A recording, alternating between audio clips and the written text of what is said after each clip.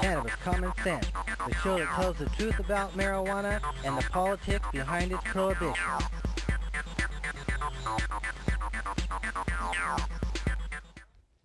Hello and welcome to another exciting edition of Cannabis Common Sense.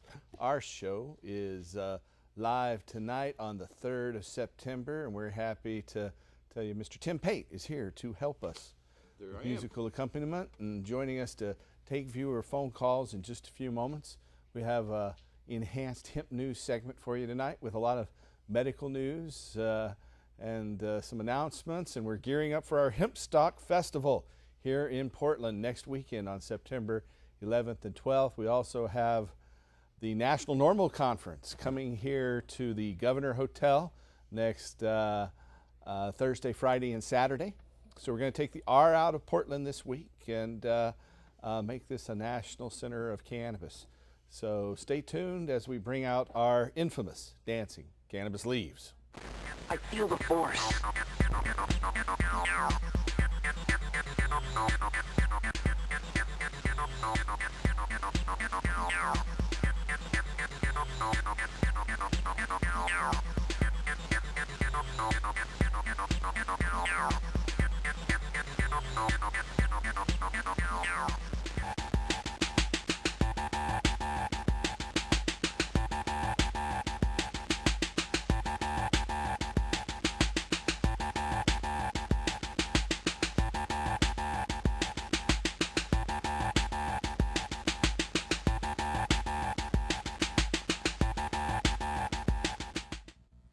All right, our first story tonight comes from Montreal, Quebec, up north in Canada.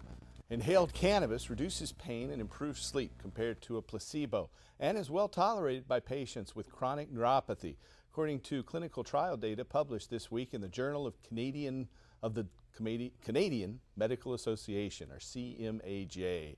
Investigators at McGill University in Montreal, one of Canada's largest, assessed the efficacy of inhaled cannabis on pain intensity in 23 subjects with chronic, post-traumatic, or post-surgical neuropathic pain in a randomized, double-blind, placebo-controlled crossover trial.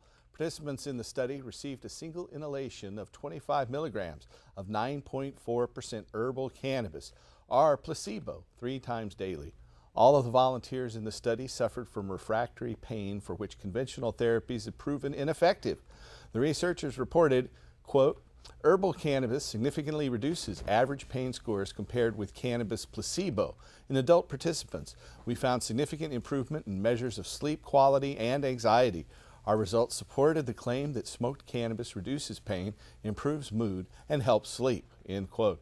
Speaking with WebMD, the study's lead researcher, Mark Ware, said, quote, we've shown again that cannabis is an analgesic. Clearly it has medical value, end quote.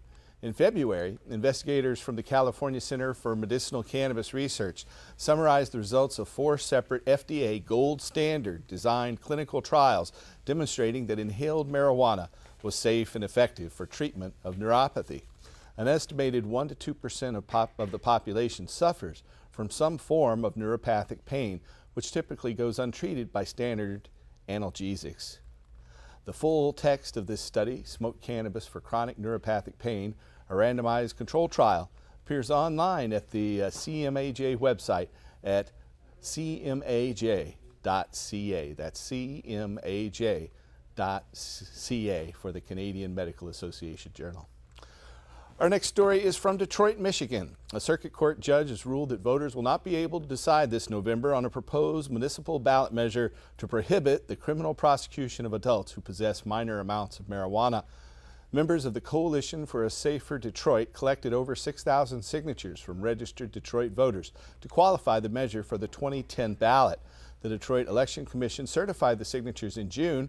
However, in August, the commission voted 3-0 to remove the proposal from the ballot, claiming that if passed, the ordinance would be in conflict with state law. This week, a Wayne Circuit Court judge upheld the commission's decision. The coalition's lead attorney, Matt Abel, a good friend of THC Foundation and our work there in Michigan, told the Detroit Free Press that organizers will likely appeal the ruling, but that the appeals process would not be resolved before November. For more information on this, you can visit saferdetroit.org. That's saferdetroit.net. Our next story is from Madrid, Spain. Spanish regulators have approved the sale and marketing of Sativex, a oral spray consisting of natural cannabis extracts, primarily the plant cannabinoids THC and cannabidiol, aka CBD, for an adjunct therapy for the treatment of multiple sclerosis, or MS.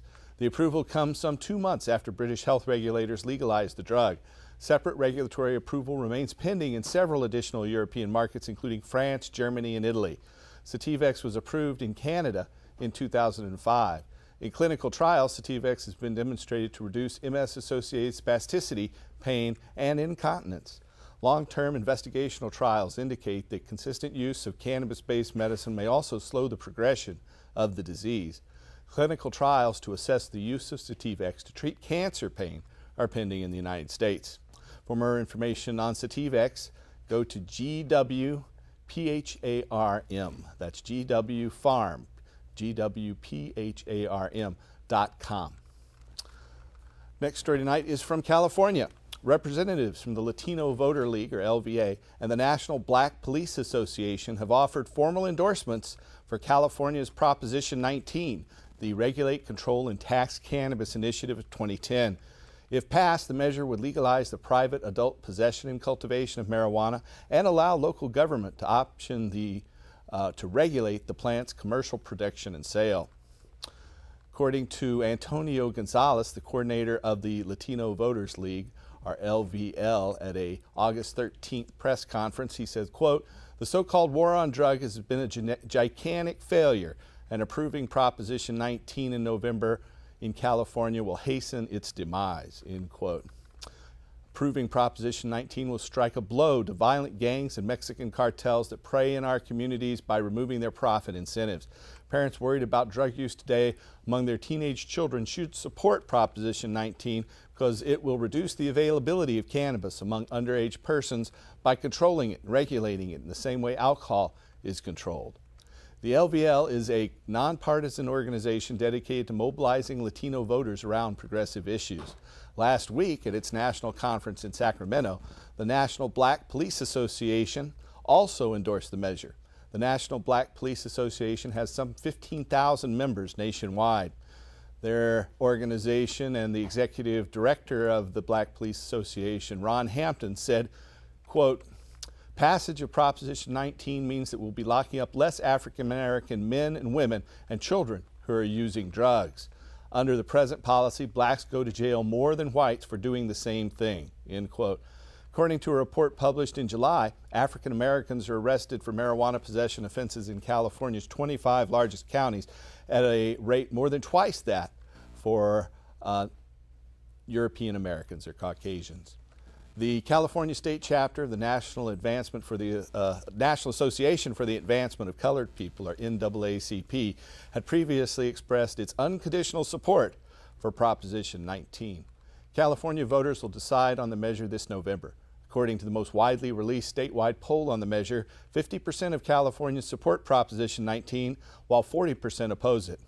For more information on this, visit yeson19.com. That's yeson19.com. In fact, we urge you to support this measure because this is the best hope for a breakthrough on an international scale in a vote. So if you can afford to contribute to this proposition, I urge you to go online and find out more and support yeson19.com.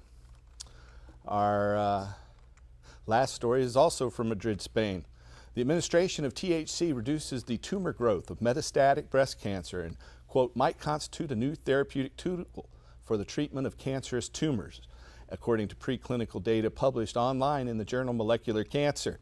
Investigators from Complutense University in Madrid assessed the anti-tumor potential of THC and JWH-133, a non-psychotropic CB2 receptor selective agonist, in the treatment of ERB positive breast tumors, a highly aggressive form of breast cancer that's typically unresponsive to standard therapies. The researchers reported both delta-9 tetrahydrocannabinol and JWH-133 reduced tumor growth and tumor number in mice.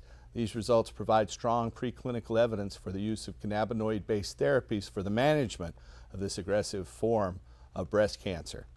In 2007, investigators at California's Pacific Medical Center Research Institute reported that the administration of non-psychoactive cannabinoid CBD limited breast cancer metastasis in a manner that was superior to comparable synthesized agents.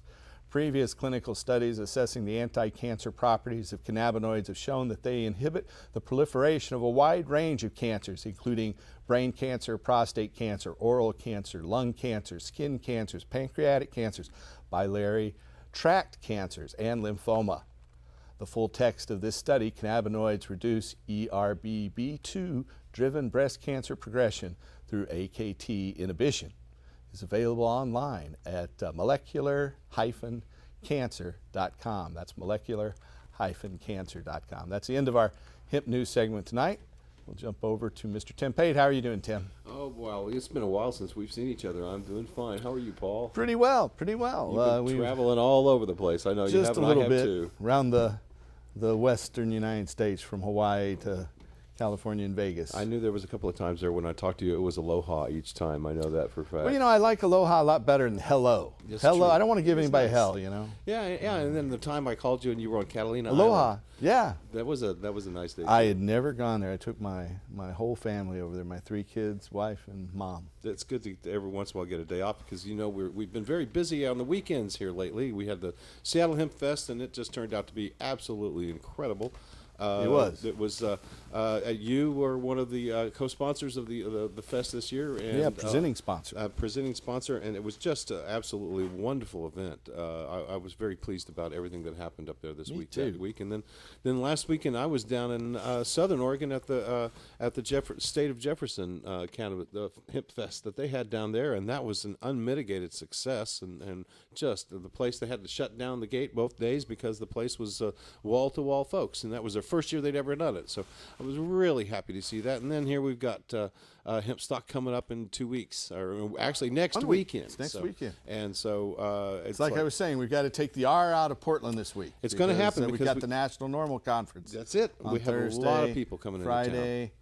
and Saturday. So Some of my favorite people. Like I know Keith Strop and Alan St. Pierre are going to be coming to town, and we've Should had have a them good on show our next show week with all those folks. Oh, in we've town had as them on our usual. show many times. They're really nice people. So I know John Trudell said he'll be on next week too. So oh, very good. I'd like to get him on for a whole show at some point. That would be nice. It's always good to have John in town. He's playing next weekend at Hempstock, obviously, and He as just well started as, a new organization. I think he talked a little bit about it on our tour, but he's formally launched a website and everything. It's Hemp Energy Alternatives Technology, or the Heart Organization. Mm-hmm. So well, you know, he has a world name. That's true. And especially in anything, activist and Native American circles. It's correct. Anything that will advance the word is a good thing. So I'm really glad to see that he's taken all of this to heart. You know, to play on that word. I'm really glad, and I'm glad that we were able to help him. You know, over the last 3 years, be a public voice in the hemp movement by playing here at our hemp stock. Yeah. So that's really good. Very very exciting. Let's see here. I guess maybe I should play a little music and we'll move on with the show. I think that's what we're playing. Why not? All right. Standard operating procedure.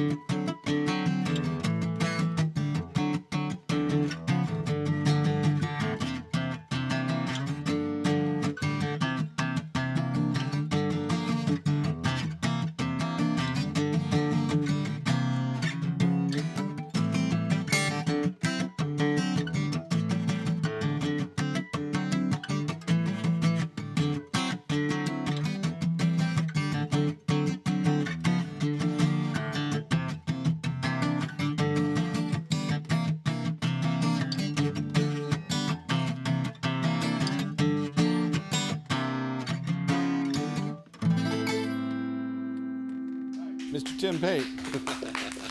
Thank you, folks. All right, we're happy to say we're about to take viewer phone calls and questions, both from the telephone, from that number there on your screen, 503-288-4448. That's 503-288-4448. And if at first you don't succeed, try again. Best time to call through, of course, is just as the previous call hangs up, because we've only got one line here, 503-288-4448. Or you can go to the web out there. We're live and streaming across the internet at ustream.tv. That's the letter U, STREAM.tv. And you can type in, if you go to the chat box off to the side of the screen, you can click on chat and type in questions that will transfer magically through technology to me, and we'll ask questions directly. We've already got a couple of questions there, and we have a question standing by on the phone. But before we get to that, we've got Dr. Eric Dover. Welcome to the show, Doctor. Oh. Thanks for having me, Tim. Both shake it. Good to see you. Thanks. And so you're on tonight to talk about your trials and travails before the Oregon Medical Board. I know you've got a website you set up to talk about that as well. Yes, and just to give you the website off the top, it's Dr. Dr. Dover, D-O-V-E-R, verse, V-S, OregonMedicalBoard.com. Again, that's Dr. Dover versus OregonMedicalBoard.com. And if you just put that into your search engine, Dr. Dover and Oregon Medical Board, it should pop up. What I'm here mostly to do is, yes, I've got my own plight that's occurring as a result of the Oregon Medical Board, who obviously is not happy with medical cannabis in this state. They don't believe in it. They don't want it. They don't explicitly state it, but it's pretty well inferred from their actions. A lot of these doctors come through the Kitzhaber kind of school of medicine, and the Kitzhaber in particular never has supported marijuana reform or medical marijuana at any stage. You know, he has a lot of power in the Democratic Party. It's been the Democratic Party that's been appointing members of the medical board for the past 15 years. I think, who was our last Republican governor? Was it Atiyeh back in the 80s and 90s?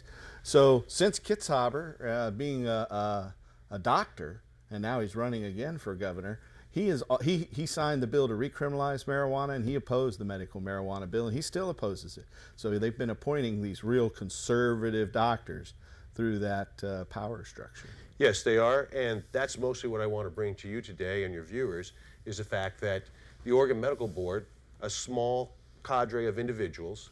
What is it, like 11 doctors or something like that? Something of that nature, along with Assistant Attorney General Warren Foote, are basically out to make sure that your civil rights are co-opted.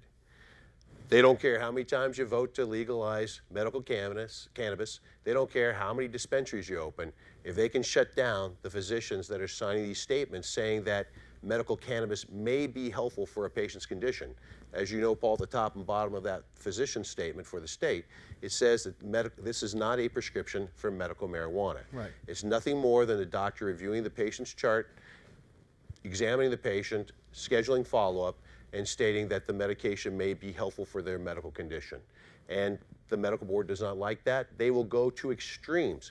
And I know they persecuted our friend and former co-host on this show, Dr. Philip Levesque, for a number of things. You want to outline kind of how they come to be on your case, or can you talk about that in this forum? Sure. I'm willing to talk about anything. In fact, everything that's been sent to me and I've sent to the Oregon Medical Board is on that website, so you're free to peruse it.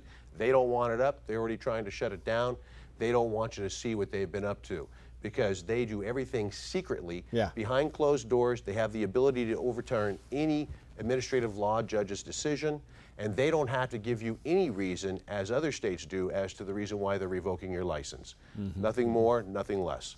In fact, I encourage any doctors that are watching this that are thinking about coming to Oregon to really rethink where they're going to, because they don't play fair here. I met a gentleman about 3 years ago that came to a clinic with voter power, and his records were not complete. And all I asked him to do was go back to his physician and get further documentation of what was going on. Nothing more, nothing less. Since that time, after this individual took off with all the records, a physician down in Southern Oregon who didn't have a great like for voter power and who had been complaining to the Oregon Medical Board made a complaint with this patient's situation. And so what occurred was a letter to the medical board stating that Dr. G? It's Dr. A. Dr. A. Won't go into specifics of who this is. I'd like to keep that as confidential as possible at this time. But suffice to say is that the Oregon Medical Board has withheld records for 2 years before I was able to get them. My lawyer asked for them, we were promised them, I was asked to write statements, I was interrogated without these records for 2 years. And then finally, until I just told them I wasn't going to play with them anymore, they finally, Mr. Warren Foote, the Assistant Attorney General, decides he's going to mail those records. I don't know if it was a letter to the Assistant Attorney or to the Attorney General or to the Governor's office that made the difference, but I finally got those. And after being accused for 2 years of getting an x-ray of the incorrect foot, 3 records which I did not have privy to when the individual came the first time, one from 2001, one from 2006, and one from 2007. 3 visits total, all showed that it was his right foot that he was complaining of, including the last visit, which was 4 weeks before I saw him. So how the Oregon Medical Board, in all their supposed wisdom and knowledge, can't look at 3 chart notes and understand that what I've been telling them is the correct foot is the correct foot. They'll go to, they've been telling me that I've told the patient to take a medication that he's allergic to. This patient could in no way, shape, or form document that he had gotten this medication or had an allergic reaction. Again, I asked him to do nothing more than get documentation. I've been accused of telling him to take a medication that he's allergic to. I asked the Oregon Medical Board to look into whether or not he actually got this prescription. They don't want to do it. That's okay, I had already done it for them. He never got this prescription along with other supposed anti-gout medications. But that doesn't concern the Oregon Medical Board. And it goes on and on. They review other patients' charts like AIDS patients and MS patients, and a lady dying of colon cancer, another lady that had 3 failed low back surgeries. And somehow I was too cavalier in giving out a prescription to those individuals. But somehow I wasn't cavalier enough to give it out to this individual that didn't have enough documentation. It sounds pretty bogus. I'm sorry to hear you're going through that. Well, I know again, it's a I'm very mostly concerned long about and involved people's- situation. Exactly. Mostly I'm concerned about the patients here in this state because from what I'm aware of, the Oregon Medical Board is actually looking into another individual that's signed by far and away the majority of patients' physician statements in this state. And if they can get rid of the physicians that are willing to do this, scare the physicians that might be willing to do this, and support the physicians and institutions that won't support the patients, we're in trouble. And just to give you an example of what's going on out there, there's a woman that for 7 years had an agreement with her physician at Portland Adventist Medical Group. He understood that she was using medical cannabis. He even crossed out on her pain contract the fact that she couldn't have cannabis and put that she could. 2 weeks ago, this woman received a letter from Portland Adventist Medical Group, not the hospital, the medical group. Another group that's strongly against cannabis. The Adventists are The anti-cannabis. Kaiser, Providence, you name it, they're all bullies. But they send a letter saying that you're going to get a urine test, a drug screen in 4 weeks. And if you're positive for THC, you're out of here. After being okay for 7 years, all of a sudden one letter tells her she's going to lose her physician. And that's And concerning. that meant they'd cut her off of a lot of these potent analgesics that they pretty much got her addicted to in the first place. Well, fortunately, she's a woman that doesn't use many analgesics. Her use of Percocet was 30 tablets a month. She's a perfect example of what these physicians should really want. She follows the rules, she does what she's supposed to, but the powers that be don't want these individuals to have it. And it's funny, but the Bush administration never bothered any physicians. They might have bothered some dispensaries, but they never bothered any physicians. And the Obama administration says that they're going to back off on medical marijuana patients and doctors. So what problem does the Oregon Medical Board have? When you've got the AMA and the American College of Physicians asking for a rescheduling of cannabis to at least a Schedule II, if not a Schedule III, and asking for further investigation from this very conservative Democratic/Republican government we have that runs this country, that says a lot. And again, the Oregon Medical Board is not willing to step up to the plate. They're willing to allow patients to be blacklisted in this state. If you're, especially if you're in a rural area, and especially if you're on the Oregon Health Plan, if there's a doctor that doesn't like what you're doing, they will basically blacklist you. They will be capable, from that chart note, of keeping you from being able to find a physician, most likely in that area, unless you're very, very lucky. So we've got McCarthyism going on in this state. You know, it's not just this state, it's kind of nationwide. good friend of mine, the now deceased Dr. Todd McArea, wrote a book on medical marijuana back in the 70s and was one of the head doctors for medical marijuana, pushing for it in California back when they had Proposition 215 in 96, called it monomolecular mercantile madness. And so the war on drugs and on marijuana and medical marijuana is not really about drugs. It's really about money and power and the continued centralization of economic, political control. The petrochemical industries, the pharmaceutical industries, they don't want to see marijuana out there because they're going to make a huge difference in their bottom line, and it's going to decentralize previously centralized economic engines. And so they don't want that. They want to keep the money going to them and the power going to them. Well, that's just my soapbox moment. But you know what? They're definitely hurting patients. Yeah, let me just say that we do have a caller standing by who's been very patient. Let's see if that caller is still there with a question. Hello, caller. Are you still there? Yeah, I'm still here. All right. I just wanted to. I heard that you on your news thing you mentioned that a study that said that cannabis was good for certain things, but I'd heard that the same study on the news, even they had said that that study that cannabis was good for anxiety and depression, which is pretty crazy on the news. I wasn't expecting it. It shocked me. Yeah, but it can only be recommended for depression in the state of California, right, but anxiety and in California as well. PTSD is on the law in California and in New Mexico. Yeah, I think it's crazy that that we definitely we need to have a lot more of the things on our list for sure, because there's so many people that are taking, like, you know, the craziest medications for anxiety and depression and stuff that just you know, mess you up and pretty much just make you a zombie. I mean, people say that's what cannabis does to you. People watch somebody on Xanax and try and call somebody who smokes cannabis a zombie after that. Well, it's this multi-generation pattern of lies and deception that we've received from the government and the news media about marijuana. You know, and I truly think that once we just completely legalize marijuana and remove all these artificial barriers to medical use and industrial hemp, that they're going to return to their rightful place in our economy. And so I really think, you know, medical marijuana is a great halfway step, but it's still obviously causing problems for Dr. Dover. It's causing problems for people who are using their jobs. It's causing problems for parents and their custody of their own children because of their medical use of marijuana. So I wouldn't call it any panacea, but it's a good step forward. But we've got to just completely legalize this plant that can save our planet, really. You can use it for anything. I mean, it would, like you were saying before, it's the petro industry and the pharmaceutical industry and the wood and the cotton and the, you know, everything. It's crazy, but I mean, you can literally, I could name, you know, 50,000 things. Like. All right, sir. Well, I thank you for your phone call. We're going to go back and take some more, but thanks for calling. Thanks for what you guys are doing. Hey, we're glad to do it.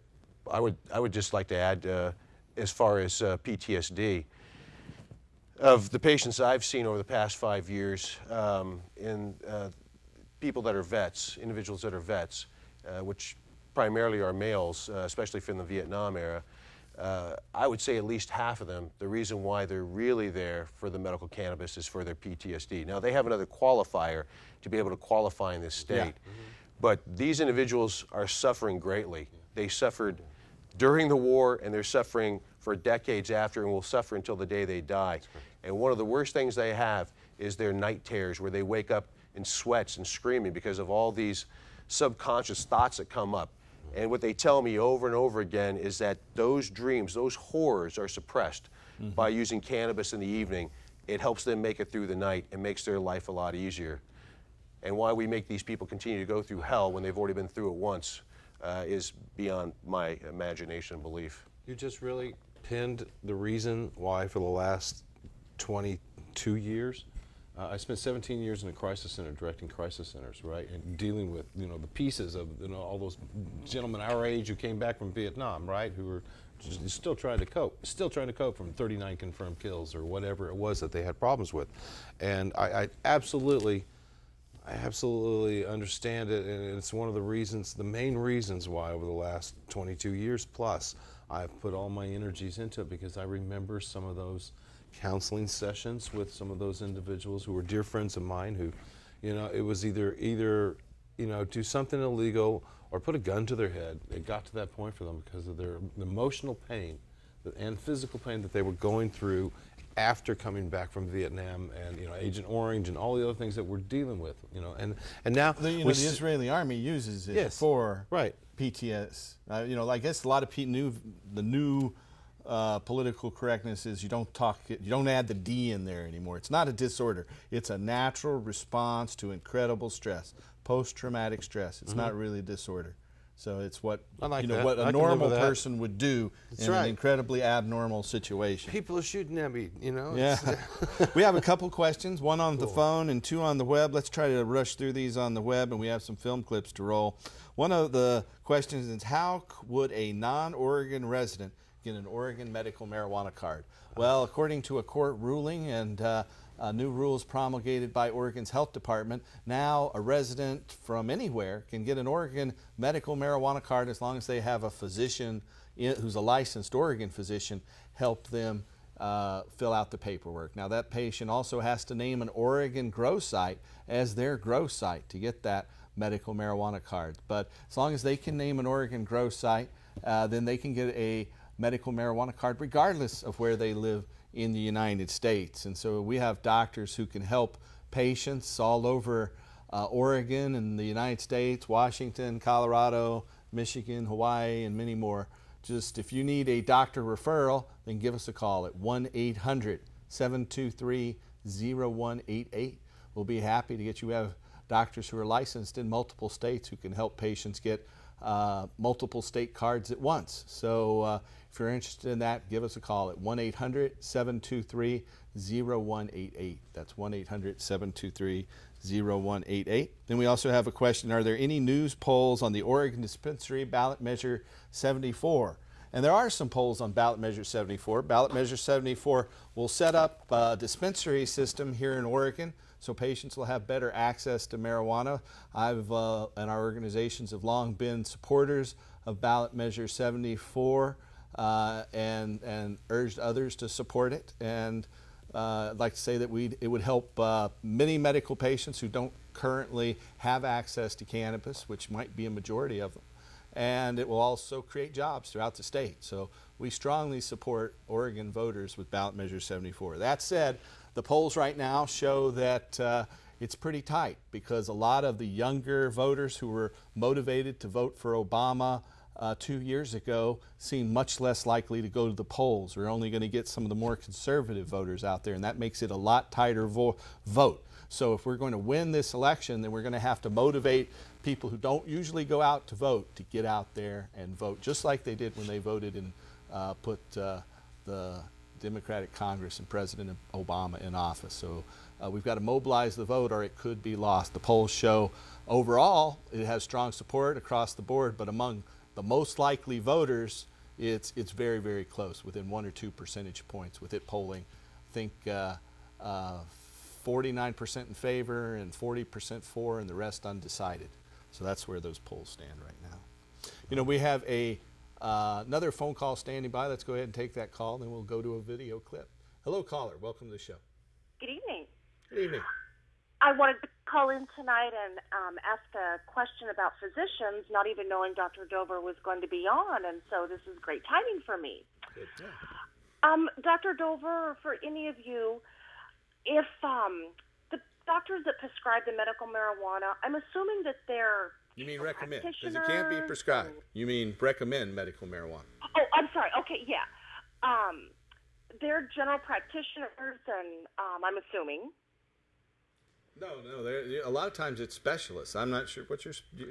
I'm a family physician. So you're a general practitioner. Yeah, a small part of my practice involves the review of patients and the examination of patients that are looking to be enrolled in the Oregon Medical Marijuana Program. I primarily just see patients for family practice type problems.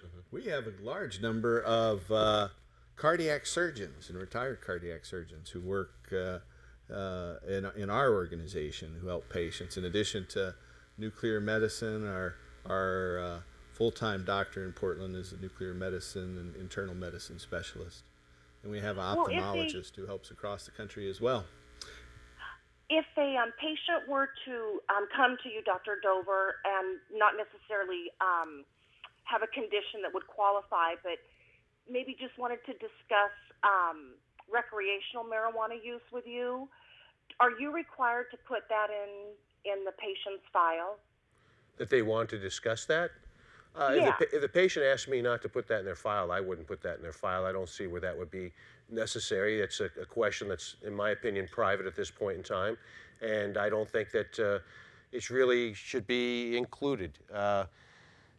I know a lot of physicians would, and unfortunately, again, as I discussed before, you know, when you talk too much about yourself to doctors, or you talk too much to the insurance companies about yourself, you're really setting yourself up in the future for problems.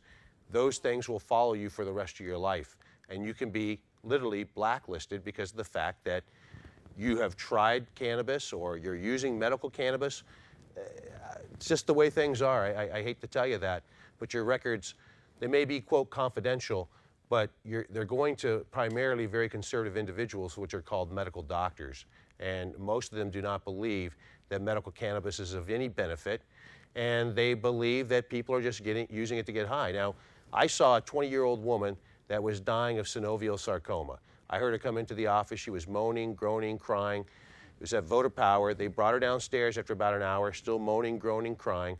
They grabbed me. I go down there, and here's a young woman with her parents.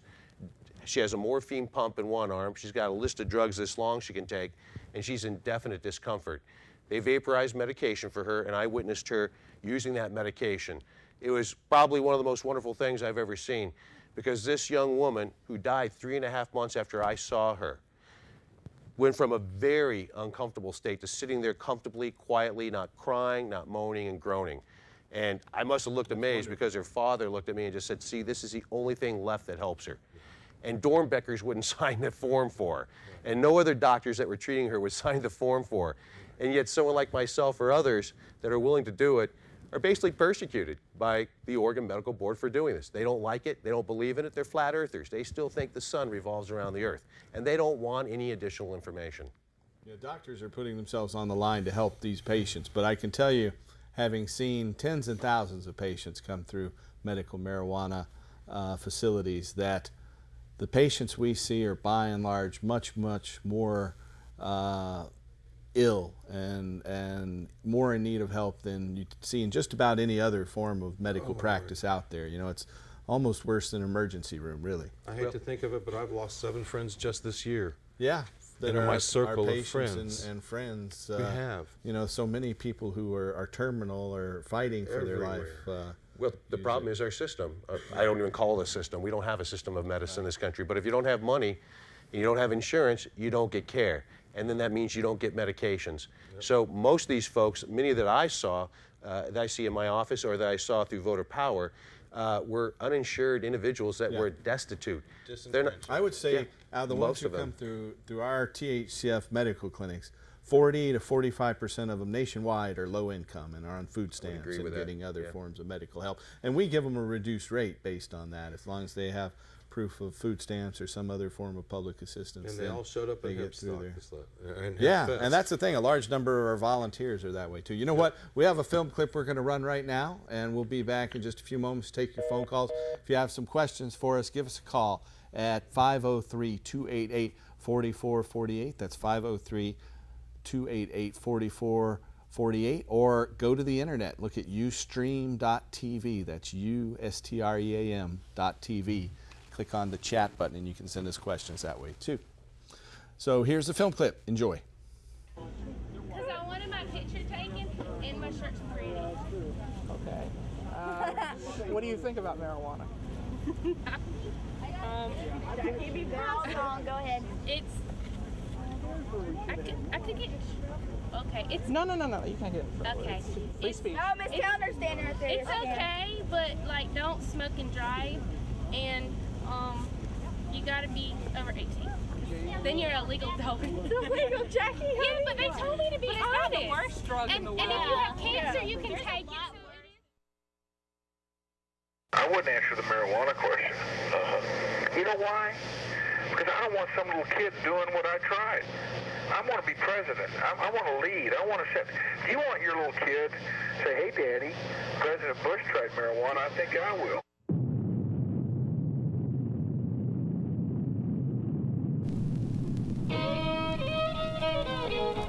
From almost the first moment I set foot in a public school, I was bombarded by one chorus, chanting over and over, where the police officers, teachers, parents, or sometimes other students all spoke the same message. Drugs are bad, drugs are evil. If you do drugs, they will kill you. Like my classmates, who got free rulers, erasers, and candy from them, I swallowed it whole. But as the years wore on, something began nagging at me. I heard that marijuana will not, in fact, ruin your life and kill you, and that study after study showed that it wasn't a gateway drug, that it has been used for over 10,000 years in various forms, and that it has medicinal benefits. But wait, didn't this contradict the information that the nice police officers, teachers, and parents told me? Or those folks who came in with the big slide presentations and clips from popular films that told me how important it was to stay drug-free? You know, 'cause it's the way to be. Did arresting over 1 million people a year have any effect on drug use? Did making parts of Colombia into craters slow cocaine production? Have the government campaigns had any effect at all on youth drug use? When I found out that the answer was no, it changed me. The more I looked, the more I found the stories, the information, and the real facts that were being presented by anti-drug programs, by government campaigns, and by citizen groups were all distorted, misinformed, or outright lies. And not only that, but that the supposed treatment programs they spawned were worse than the drugs themselves. When I discovered this, sometime during my freshman year of high school, I was frozen by it. My entire world outlook, my view of society, of the government, of my teachers and authority figures, was suddenly and dramatically changed. Far from being stunned into inaction, I made it a point to learn as much as I could about drugs, drug cartels, government propaganda, from now and from the past, and most of all, about marijuana. My education started with a book called High in America by Patrick Anderson, which was all about, well, this man. Our government has been misinforming our citizens about this subject now for as long as marijuana has been illegal. My name is Keith Straub. I'm the founder and for about 20 years of the organization's existence. I have served as the executive director. I'm currently working as of counsel, meaning simply I'm an attorney helping out part-time. We founded NORML in late 1970. The purpose was to create a marijuana smokers lobby. I wasn't convinced we were ever going to legalize marijuana unless marijuana smokers were involved in that process. But for Stroop, it has been an uphill battle the entire way. The laws of marijuana prohibition are so restrictive that even hemp is banned from production in the United States. Hemp, a non-narcotic cousin of cannabis, has a long history of use worldwide for its fibers that can be made into rope, paper, clothing, and other useful goods. During World War II, Americans were quite fond of it.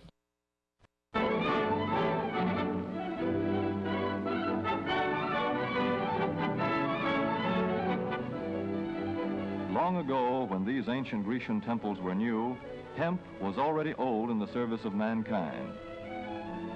For thousands of years even then, this plant had been grown for cordage and coarse cloth in China and elsewhere in the East. For centuries prior to about 1850, all the ships that sailed the western seas were rigged with hempen rope and sails. For the sailor, you know, archaeologists have found that some of the first discovered woven fabric was made from hemp. In modern times, countries around the world continue to use it in the production of fabrics and other items. Although the United States does... All right, that is an excerpt from a movie called High that I just found on the shelf, and we're using it under the fair use exemption to copyright laws, and just showing an excerpt there. But that's the movie High I just found on the shelf here recently. So we've got a caller who's been standing by. Let's take that call. Welcome to our show, caller. Thank you. Thank you very much for taking my call. My name You're welcome. is I was recently terminated from my job. I was called back to work after a layoff, took a UA test. It came back diluted. Took the second test the next day and worked for 2 weeks, to which they terminated me after that because of the THC content in my UA test. I told them I don't smoke it, but I am around a person who is a card-carrying marijuana user. that doesn't matter. You're fired, out the door. That was It's outrageous. And now Mike. my union is supposed to be litigating this now. Well, good. At least you've got a union to stand behind you. Not much of a union. Really? Well, you know, when we legalize it completely, that'll help us all in this Yes, sort sir. of discrimination, I assure you. So all I can say is continue to fight that and stand up for our rights. And if we can help you in any way, call us at our office. That number here is 503-235-4606. That's 503-235-4606. We have a few attorneys we might refer you to. One is Philip I called Liebenbaum. 2 lawyers, one, and the third one was on the normal board. He also refused to take me. I see. Well, it's hard for us to say what any individual attorney will say. But call us and we'll try to help if we can. Thank you very much for taking my call. Thank you, and good luck to help highlight your plight and the plight of thousands of others in a similar situation. I know I'm not alone on this. Not at all. Yeah, why we unfortunately, battle. our Oregon Why we courts battle have for rights. deserted us. The Oregon courts have said the employer has the right to do that, and so we've got to continue to work for greater cannabis freedom, and that's what we're here to do. As far as they're concerned, I'm a drug addict. That's just crazy. Just because you're a loved one of has to use medical marijuana for their condition, and you happen to get secondhand exposure, that's just outrageous. I'm sorry to hear that. Yes. But like you said, we're not alone. There's thousands of others. Well, you know, we have a protest this weekend. It's also a festival. It's the Hemp Stock Festival at Kelly Point Park, right at the confluence of the Columbia and the Willamette Rivers. We'd be happy to see you down there. There'll be a lot of attorneys there and other people to talk to about getting involved to help you and network on this. So we urge you to come down to Kelly Point Park this Saturday and Sunday, September 11th and 12th, and network with us, and hopefully together we'll be able to change these laws. I hope so. Thank you very much for taking my call. Have a good day. You too. Thank you. We have a studio audience member question. Go right ahead, studio audience member. Well, I was going to say, for anybody who has the legal issues, don't they want to check out the Hemposium that's going to be going on? Yeah, and that's going to be at the Hemp Stock Festival. There will be a Hemposium. I think they have 3 panels a day. I can't say exactly who are on those various panels, but I know there will be at least 1 or 2 with attorneys. Well, I do know that we'll have. We've been informed that the next governor of New Mexico is coming to speak. Former New Mexico Republican 2-term Governor Gary Johnson will be speaking on Saturday afternoon. Yep. And we have a number of different attorneys who will be there talking on behalf of ending adult marijuana prohibition. I know Paul Loney and John Lucy. John Lucy's kicked in and is a co-sponsor of our Hemp Stock Festival. And others. Along with the Human Connection, the Human Collective is going to be also one of our sponsors. And they're not attorneys, though. They're not attorneys. No, they're not. Yeah. And Todd McCormick will be coming from the Empire Expo. So Yeah. I'm really pleased about the sponsorship. Yeah, the sponsorships has picked up incredibly. And what is that garden center? The that's helped sponsor our I'll stage. have more information next week because that Right. came through Doug, and Doug has that information. But we'll know more next week and let you all know about it. Yeah, the Constant Gardener. That's it. They're Thank the you. ones who Very good. are sponsors of our stage, Very and we're good. very grateful to them. That's I'm looking helped forward us to a lot. meet them. I haven't met them yet. So. Me too. Me too. We have another question from our studio audience member. Yeah, how often are those tests statistically wrong? 5 to 15%, depending on which test it is. I would, if you have one of those tests and you think maybe you don't test positive, you should go out and have one done independently at 1 or 2 other facilities, because there are a good number of false positives depending on the type of test used. So then if you can prove that you've had a false positive and been terminated because of it, you'd probably win in a suit, and it'd be a lot easier to find an attorney willing to represent you. So there's a couple of points there. Well, back to you, Dr. Dover. Is there, after a little bit of reflection over this, anything else you'd like to address? We're down to about 8 minutes left, and about 2 or 3 of that will be taken up with music.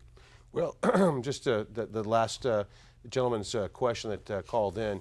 It's interesting how you can go to work and you can be high on your opiates, and you can be high on your benzodiazepines. Which and are you can be truly high on your- debilitating. Truly And- debilitating, and they're addictive. You stop them, you're going to withdraw bad. You can go to work high on your muscle relaxers like Flexeril. You can go to work high and hung over on your tricyclics that they push down you, and all the other psychoactive drugs. But for some reason, cannabis is the evilest of them all. And it's all about money and power, and it's hard to believe. And propaganda and misperception. Exactly, and that propaganda has been put out there by the powers that be, and those powers are the ones who benefit economically from the petrochemical monopoly and the pharmaceutical monopoly. That all they I can say at continue this to point is, if people want to maintain their ability to be able to get into this program, we're not even talking about legalization, just the Oregon medical marijuana program, then I highly encourage you to contact the medical board. If you go to the website that has been put up for me, and it's not my website, it's somebody else's, and that's why it's difficult for the board to close it down, because we don't know whose it is. But suffice to say is that you can get the address, and I would recommend writing a letter to the Oregon Medical Board asking them to stop harassing physicians and ask them to start helping patients and stop protecting those that are trying to get in the way of patients that need to get that medication. The other thing would be writing the governor and the attorney general and ask them to look at this medical board that seems to have no oversight and no control, because they are violating repetitively Oregonian civil rights. We have another phone call. Welcome to our show, caller. Yes, hello. Hello. I just wanted to call and speak to what Dr. Dover was discussing, and in fact, while I was on hold here, I hear him say that this is a violation of our civil rights. The OMA was passed over 12 years ago, yet consistently the Oregon Medical Board has allowed the healthcare corporations and the physicians for those corporations to discriminate against patients to the degree that they are now even including language against the Oregon medical marijuana program in their contracts with patients. So I do hope that soon that we get some attorneys involved here, because we have a law and it is being usurped by the Oregon Medical Board. Hear, hear. Thanks for that point. Do you have any question for us? Well, I just wanted to know if Dr. Dover has any suggestions other than writing letters on ways that people can begin to understand that this program is being pulled away from us from one end while we're still progressing. We think we're moving forward, especially with the dispensary bill and such, some great things for patients. But on the back end, we're losing our doctors. And so I'd just like to ask Dr. Dover to expound a little bit more on our civil rights and things that we can do to progress and not have to keep reaching back and watching our backsides. All right. Thanks for your phone call. Thank you. It's going to take lawsuits, and complaints. We need to start and I'm willing to help any way I about can. The doctors who aren't giving exactly. out medical marijuana We need to start when they're called for. Exactly, and those complaints need to go to not only the Oregon Medical Board, but they also need to go to the governor and the attorney general. I'm more than happy to help anybody that's being persecuted by their physicians, by the organization that oversees these physicians, by their insurance companies. Anybody that needs help, you can blog on that website, and I'd be more than happy to contact you. There also has to be, like with this one woman that I was presenting from the Portland Adventist Medical Group, there has to be lawsuits to help protect these people. If it's a class action suit, whatever it may be, there's got to be legal intervention. It's the only thing, in my opinion, that is seemingly going to work. And to vote out the people that aren't responsive to our needs. All right. Well, thank you, Dr. Dover. I want to thank you for coming on tonight. Thank you. We're going to have Mr. Tim Pate jumping over to do some music here in just a moment as we end our show. Is there, and I want to remind our viewers out there that if you have any interest in finding a doctor like Dr. Dover or other doctors who can help you qualify for medical marijuana here in the Northwest or across the United States, we have doctors who are standing by and willing to help you and even help you get permits in multiple states. So call us. Our toll-free number is 1-800-723-0188. That's 1-800-723-0188. If you're here in the Portland area, you can call us at 503-281-0188. 235-4606. I also want to remind you that we have two big events here in Portland this week. One is the Hempstock Festival that'll be next Friday and Saturday at Kelly Point Park. That's at the confluence of the Willamette and Columbia Rivers, far out on to the west on Marine Drive from I-5. You just take that on out, and after about 5 miles off I-5, you'll find Kelly Point Park, and that's where the event will be. We have John Trudell and his band Bad Dog. We have a couple of Willie Nelson's children, one Amy Nelson, who plays with Folk Uke, along with Kathy Guthrie, the daughter of Arlo Guthrie, and so they have some great and amusing music, I might add.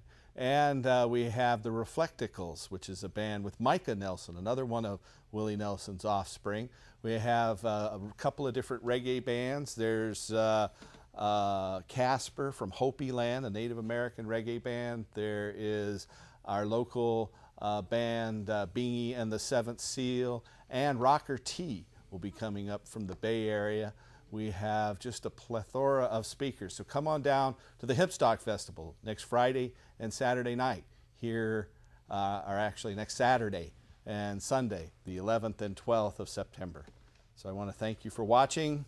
We'll be working hard to raise awareness to end adult marijuana prohibition at the Hempstock Festival. We have sponsorship signatures on the Oregon Cannabis Tax Act for 2012 to end adult marijuana prohibition.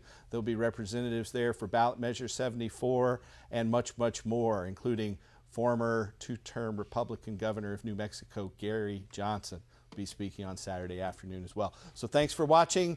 Tune in next week and help us restore hemp. Good night, Mr. Tim Pate. Thank you, Dr. Dover.